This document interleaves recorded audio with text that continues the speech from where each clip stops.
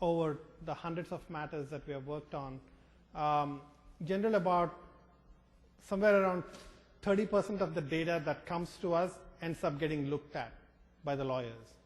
So about 70% of the data, and that involves deduplication, it involves other things like near duplicate identification, all of those things, but typically 30% is usable data by the time it comes to an attorney.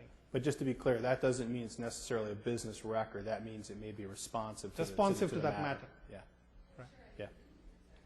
Yeah, they're huge. We've analyzed that ourselves. We looked at how many duplicates. Yeah. Excuse me, how many duplicates you can get per case. Yeah. And I mean, we have records getting up into where we've had, 150, 160 duplicates of the same record. Yeah. Looking across several users who all felt the need to share it. Yeah. And I mean, that's massive. Yeah. So you're right. There are two ways of looking at duplicates. Duplicates across the users, where, if I send out a blast email to everybody in this room and I attach a big file, well then there are that many if you collect from each of your inboxes, right? And then there's also duplicates within your own mailbox because of the fact that you got a document which you ended up keeping on your desktop and you kept it on a flash drive, or it got backed up overnight, and then let's say every week, every month, and there are 12 copies of it, right? So there's duplicates within the same custodian and there are duplicates across. So between the combination, there's a ton of data that can be weeded out if you're smart. There's another question in the back. Yes. Do you have any suggestions on a place to start? I work for a very small nonprofit, and to begin managing email, short of user tagging what's a record and what's not with some training, do you have any suggestions on a safe place to begin with a zero budget? Yeah, I mean, zero budgets are challenging budgets. But I would say that the place to start is start at the server side. See if you can begin to draw down the volume of content or the duration that content sits on the server. That's absolutely, it's the easiest and the first place to go. Then you start moving out from there. So I would recommend you go look at the network shares next, and then I would say go look at the PCs. And then I'd start looking at backups. I guess if the other element, if you've got a zero budget, is I would really start looking at physical backup media that you may have accumulated over time, and start applying simple records management principles to draw down the number of tapes, the physical tapes that you store. The big warning, though, is and I should have probably said this in the main body of the presentation, is that if you've got a litigation hold that's in force, it's a different ballgame. You don't have the luxury of just blowing content away. I mean, you really have to be careful to make sure that what you're planning to destroy is not subjected to one or more litigation hold. I hope that's helpful.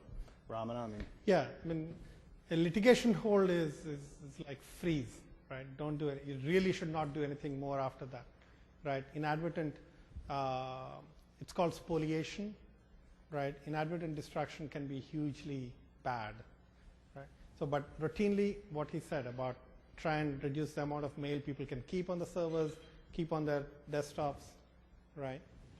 Destroy it on an ongoing basis. How about from this side of the house? Yes, ma'am. I'm curious, as you work with companies, especially in a litigation situation, what are the top characteristics of a good records management program? When you've come in and said, this is great, I'm glad they have X, or I'm glad they've done Y. Well, it's consistency. The first thing is that you're very consistent in your practices, right? It's nearly impossible to be compliant with all the interwoven rules and regulations. What you need to be able to demonstrate is that you've got a consistent approach. One of the things that we believe is a core value proposition of Iron Mountains is that we believe that we're a gold standard given our footprint, given the amount we've invested in the business, and the fact that we cover such a broad range of formats and geographies, but using us to provide practical advice on having a consistent approach to retention. It's when there's inconsistencies across the organization that you get in a lot of trouble. Yeah, and I guess I would just add to that interestingly, I've seen a phenomenon in the Atlanta market, and I don't know why, but a lot of the companies I've talked to down in Atlanta seem to have many of these characteristics. And basically what they're demonstrating is they actually have a records management program that specifically targets electronic information. They have an information map. They know what they have, and they've mapped it back to the records program. They've got technologies that make this type of management easy. And they actually have policies and procedures to test compliance with the records management program. And where they find noncompliance, they take action. So basically what they've done is they're very mature in terms of the way that they are trying to manage and cull and reduce the volume of information that they store on their systems only to what they need. In deference to the breakout sessions that commence against at 1:15, we don't want to bump up against that, so we'll close that. Dave, thank you very much for joining us today, and thanks for your partnership. Ramana, thank you. Thank you all very much for your time and attention today, and thank you so much for your business. Enjoy the rest of the day and have a nice weekend.